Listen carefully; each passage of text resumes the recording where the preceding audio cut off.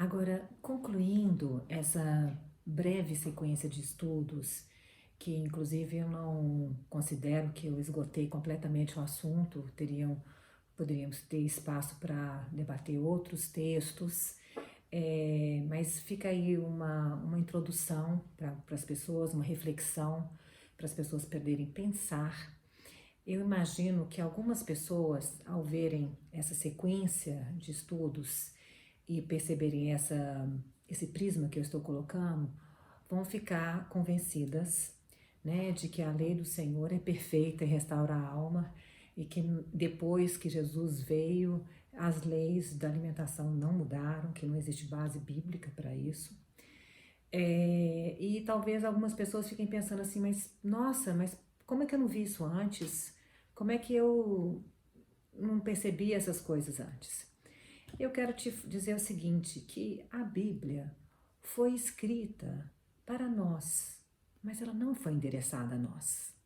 Ela foi endereçada a um outro povo que tinha uma outra língua, que estava vivendo uma outra contexto de uma outra cultura. Então, se eu simplesmente pego as palavras da Bíblia e tento aplicar os conhecimentos que eu tenho hoje, eu vou ter muita dificuldade com a Bíblia. Por exemplo, a Bíblia cita os escravos. E aí, se você pensa em escravos, você pensa no que aconteceu aqui no Brasil com a vinda dos escravos em navios negreiros, né? Vindo para trabalhar e serem maltratados, morrendo no meio do caminho. O escravo, quando as Bíblias citam o escravo, existem regras para o escravo. Elas, é como se fosse quase é, uma pessoa fazendo um estágio que você tem que cuidar dele, né? Tem regras se você se quiser se casar com a filha, com uma menina que foi prisioneira de guerra. Você não pode chegar e simplesmente ter uma relação sexual com ela. Se você tocar nela, você está se casando com ela. Isso na Bíblia tem isso. Quando fala sobre é, é, as relações familiares, a palavra de Deus é muito elevada, o nível é muito elevado. E não é elevado depois que Jesus não veio aqui e elevou o nível da lei, da ação para intenção, não. Sabe, Jesus veio esclarecer, ele foi falar assim, olha, você não fica pensando só se você tiver uma relação sexual ilícita que você está pecando, não. Se você ficar alimentando na sua mente pensamentos inadequados, você já está pecando também. Mas isso estava na lei já. Porque na lei já falava, não pense mal do seu irmão, não deseje a mulher do seu próximo, não cobice a mulher do seu próximo. Então, o pecar a nível de pensamento já era uma coisa que estava na palavra de Deus. Jesus apenas esclareceu alguns pontos. E ele não mudou nada, porque ele disse que ele não veio para abolir a lei, e sim para cumprir. E diz que nenhum tio ia passar da lei até que tudo se cumprisse. Né? Porque a lei, quando a gente fala lei, a Torá, ela é um conjunto não só de regras, tem profecia, tem poemas, tem relatos históricos, tem o Messias escondido nas histórias, em cada página da Bíblia, em cada letra que é escrita, em cada frase que é escrita, o Messias está escondido. Então, nós devemos ler a Bíblia de uma forma mais ampla. E, às vezes, falando em ler a Bíblia, algumas vezes nós lemos ela com a nossa cultura, do nosso jeito. E o que acontece? Por exemplo, um texto em Colossenses 2, 16 e 17, fala assim: ninguém, pois, vos julgue por causa de comida e bebida, ou dia de festa, ou lua nova, ou sábados, porque tudo isso tem sido sombra das coisas que haviam de vir, porém o corpo é de Cristo. Aí você pega essa frase, parece que ela fala assim, olha, ninguém julgue você porque você está comendo qualquer comida e porque você não está celebrando festa. Não, a gente já lê com a nossa cultura.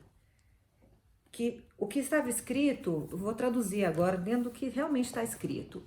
Ninguém, pois, vos julgue por não comer comidas impuras, ou por você celebrarem o Shabat, ou o dia de lua nova, ou as festas do Senhor, que é Pesach, Shavuot, Sukkot, etc., que estão escritas, que são celebrações eternas, é marca eterna. Por quê? Tudo isso tem sido sombra, metáfora das coisas que haveriam de vir, o corpo do Messias.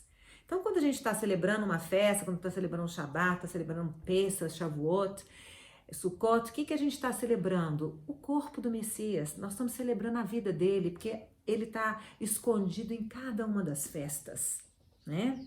Ele é o personagem principal de tudo. Ele é antes de todas as coisas, nele tudo subsiste, né? Outra coisa, por exemplo, às vezes a gente lê, o fim da lei é Cristo, Romanos 10, 4. E a gente pensa assim, então a lei acabou. Não, não, não, não.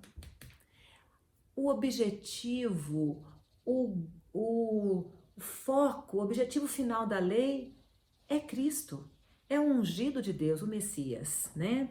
Em Gálatas também tem um texto que, olha como é que é a tradução vindo do aramaico, completamente diferente do que a gente tem na nossa Bíblia, que fala assim, olha, porque eu, mediante a própria lei, morri para a lei, a fim de viver para Deus. Estou crucificado com Cristo. Aí você pensa assim, porque eu morri para a lei, quer dizer, ela não vale nada mais para mim. E olha como que está no aramaico. Porque eu estou na Torá e pela Torá eu morro, para que para Deus eu viva. Então assim, eu estou na lei, eu estou na Torá e pela lei eu morro. E não o contrário, eu já morri para a lei, quer dizer, eu não tenho mais referência, eu não tenho, aqueles mandamentos não são os mandamentos de Jesus? Peraí, são mandamentos de quem, então? De quem são aqueles mandamentos? Ah, de Deus, mas Jesus não é Deus? Ou você tem mais de um Deus?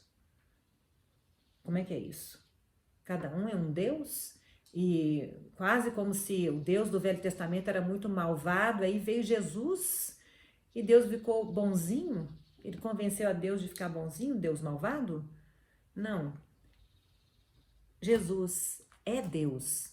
A lei dele, a lei de Jesus é a lei de Deus, é a lei que está na palavra dele, na Torá, nos escritos e nos profetas, né? E Jesus falou assim, examinai as escrituras, porque julgais achar nelas a vida eterna, e elas que testificam de mim. Então, se você não consegue, e Jesus também falou que Moisés falou sobre ele. Então, se você não acha lá na Torá, em Moisés, onde está Jesus, como é que ele falou sobre o Messias aqui, nos 5 primeiros livros da Bíblia, então é porque você precisa de mais ajuda, de mais orientação.